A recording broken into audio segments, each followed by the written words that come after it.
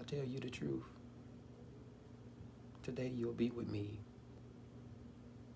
in paradise. I don't know. I haven't done the translation. I don't know what he actually said. I don't know what these words mean. I'm not sure if it's more, if it's less. I'm not sure who he's talking to, but I know he speaks back.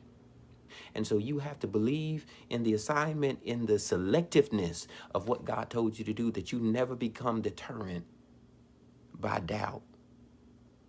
He said, step aside.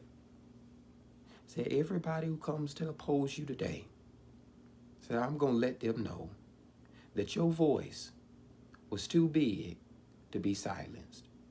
You have to know that the mission of the man on the left was to be put in a position for everybody who's been judged wrong, everybody who's been looked at and counted out because of the position life has birthed you in. This is for everybody who's ever been born poor, born in poverty, born in a situation where, God, my parents not married. I don't know who my daddy is. I'm not sure if I'm loved or I'm liked, if they took me because they will want me or they will want the check that's connected to me. This is for everybody who found themselves on the left side. People don't even know your story and profile you before they give you time to tell them your name. Tell them what you're doing in this case, in this status, in this place.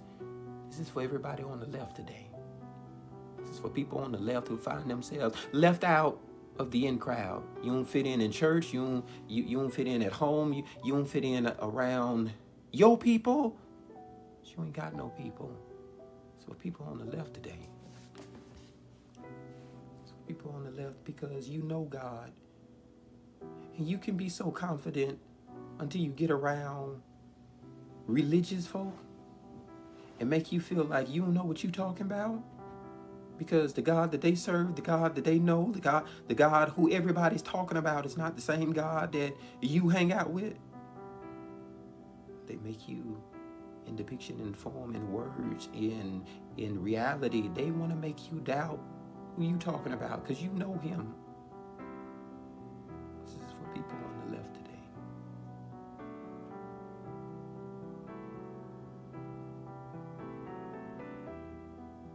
It's for anybody who's ever had a big calling over your life and people tell you you're too small to carry something that big.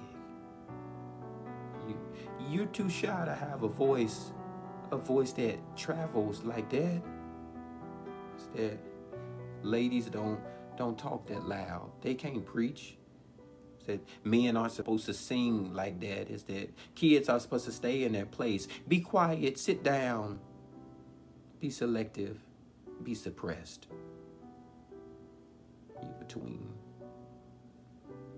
It's for people on the left today. People where you know God, you know the calling. You know what trouble you'd be in with him, but you'd rather face the consequences than a ridicule, where comments are offensive and lives are apprehensive and people cast so much doubt and devastation over your dream where you don't even want to sleep no more. This is for people on the left. People always trying to make you out to be the bad person, and you just trying to do what you called to do. You just trying to help your family get straight to you. You trying to help not only yourself, your people, your community.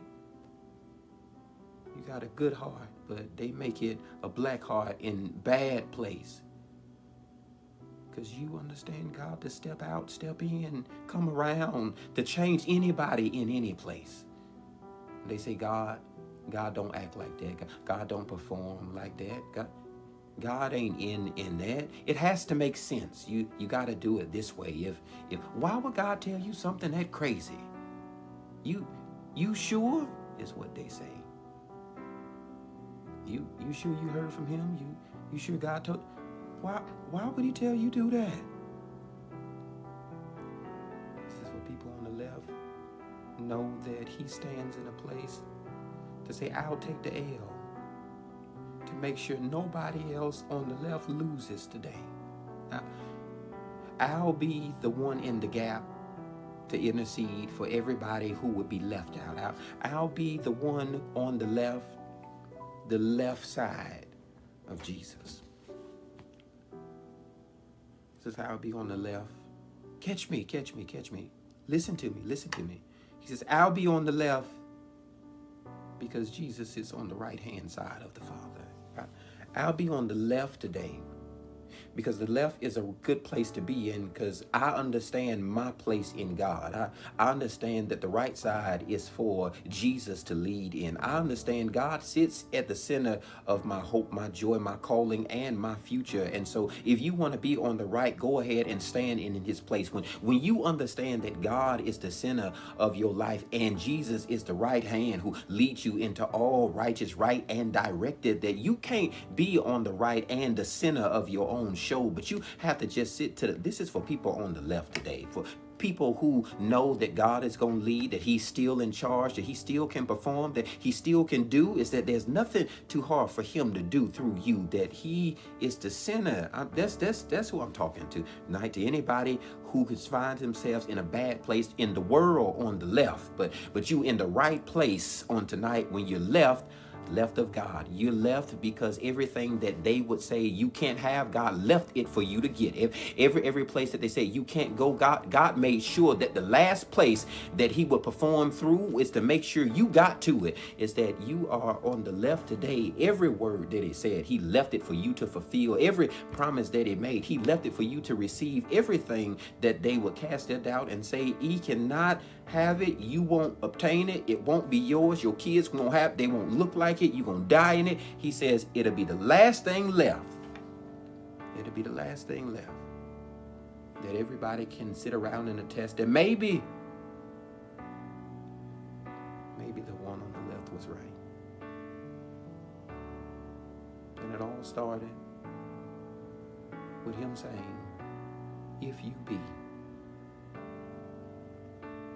Sometimes you have to remind him who he is.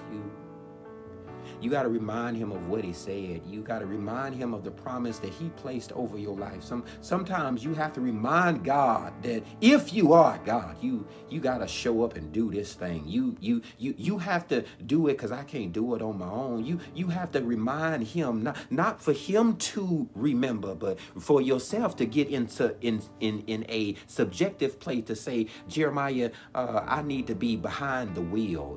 If he be God, let him lead. If he be God, let him perform. If he be God, let him move. If he be God, let him be God today. Says, stop trying to make your own way, trying to save people your own way. Stop trying to make it. Stop trying to make it about you. Stop trying to make it about you today. He says, I need you to see that you have to remind him for yourself that if you be God, save everybody. He said nothing. You're about to walk into a season where it's just understood everything that you asked for is going to be granted. You're about to walk into a place where everything that you would pray beforehand, you may have to remind him a time or two, but when it comes out of your mouth, it's going to be granted. He says it will be as if one and two gather and touch and agree, because you are right next side of the Lord on today, and he heard the words that you would speak in silence, the prayers you would pray in the bed, the place where you would be where you would be trying to connect to him in your head, in your mind, in your space. He says, I heard those prayers. They don't go unnoticed or unheard. That it was one word then and now it's two words now, and it becomes the 1-2 connection. And God says, if 2 or 3 touch and agree, gathering, believing on the same thing, that he'll grant it in Jesus' name. You have to believe God to have heard the word, and believe him to have heard the word of every prayer that's been suppressed by their doubt, telling you to be silent, that it's not going to happen. Believe the word that you spoke before. So you come to a place whether you're nailed up from their doubt, you're hung on what they said you can't have, who they said you can't be, who they said it'll never happen to a black woman, never happen to a black man this way. It won't work out like that for you. People can be so discouraging, but you have to encourage yourself that somewhere 2,000 years ago, he hung up there and he would be suppressed under circumstance. He would be delusional because of our doubts. He would be depicted the thief in the middle, numbered with them. But at the end of the day, they carry his body down, absolutely. They stab him in the side, absolutely. They put a crown of thorns on his head. They mock him, put a sign above him. And God told me to tell you today that it's going to be marked in the memories of their mind who you were. It's not going to go unnoticed what you did. That you're not going to just die and be forgot about. But the mark that you make on society today will be something that they'll put in stone and talk about. You may not get the coverage of where you are in the spirit right now, but know that you will not be forgotten. Your mark makes a difference. Your voice is too valuable. Your voice is too valuable to be silenced. They do all that to him. They put him in tomb. But he said, make sure the tomb you put me in is borrowed. I can't hear you. And he said, make sure it's borrowed because I'm getting up from here. Make sure it's borrowed because I'm coming back from this place. Make sure it's borrowed because where they would drop you off, God says he'll pick you up. Make sure it's borrowed because I won't stay down. I may look down, but I won't stay down. Make sure it's borrowed because I may be broke, but I won't stay broken. Make sure it's borrowed because they lied on me, but that's not what God is going to leave me. Is that make sure it's borrowed because where I am on the left, where I am on the left, God says the left is on the right side today. They may have left you on the left, but God won't leave you. It's that early Sunday after he takes his sabbatical. He gets up, and God told me to tell you, maybe take a sabbatical. Not you, them. Maybe take a sabbatical. Maybe take some time for vacation. Maybe you should spend time with yourself to reconnect. Maybe you should spend some time with God. Maybe you should enjoy the rest that God would lay down before at the foundations of the creation of the world, that he says, you've done enough work. Now rest in what God is about to do for the rest of your life. That's good. That God had laid down on Sabbath so that you could lay down on Sabbath, not to get up the next week, but that you could envelop in the rest that he puts you in, that he's preparing you for the rest of your future, the rest of your destiny, the rest of your life. He says, I want you to rest in me, knowing that I've handled everything that is connected to you, that's coming to be, that happened, that will, the word of the way. Rest in him today to know that God laid down, not so you could get up, but so you could rest in him, knowing it's all taken care of. You can rest easy knowing that he done worked it out. Rest easy knowing that he's paying it. Rest easy knowing that he is working out the negotiation. Rest easy knowing he is your attorney in the courtroom. Rest easy. Rest easy knowing he fights for you. Rest in that. And then early Sunday morning, somewhere about depiction, Thursday night, Friday night, Saturday night, early Sunday morning, he gets up.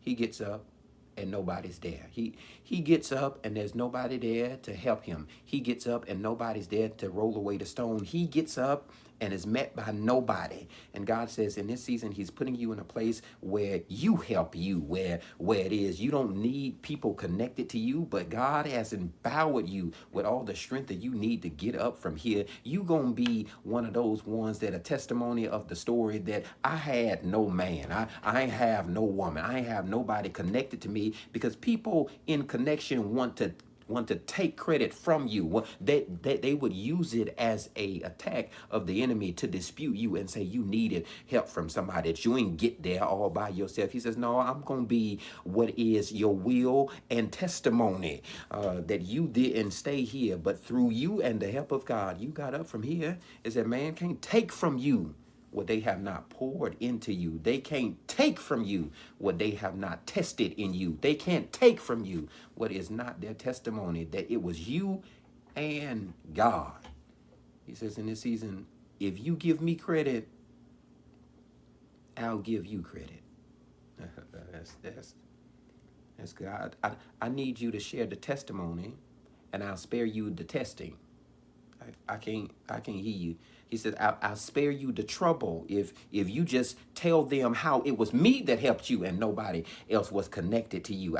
I'll spare you the trial if you tell them it was me that helped you provide yourself through it. Is that not in and of yourself, not in and of them, not by anybody who would lead you and work you. And that's why some things don't work out in training in this season, and school don't work out the way that it does in this season, and jobs don't work out the way that it does, because had it had been anybody else, you could have said, this school helped me, or that job helped me. And sometimes you have to quit and walk away from a place to say, God met me in an unemployed place to push me to a purposeful place that I could prosper on purpose, and say it was nobody helped but God. But God, he says, I need you on the left, because where everybody would leave you, he says, I'll make you a testimony with the testament that you were between it selected, but it was God and you. That's it. That's all.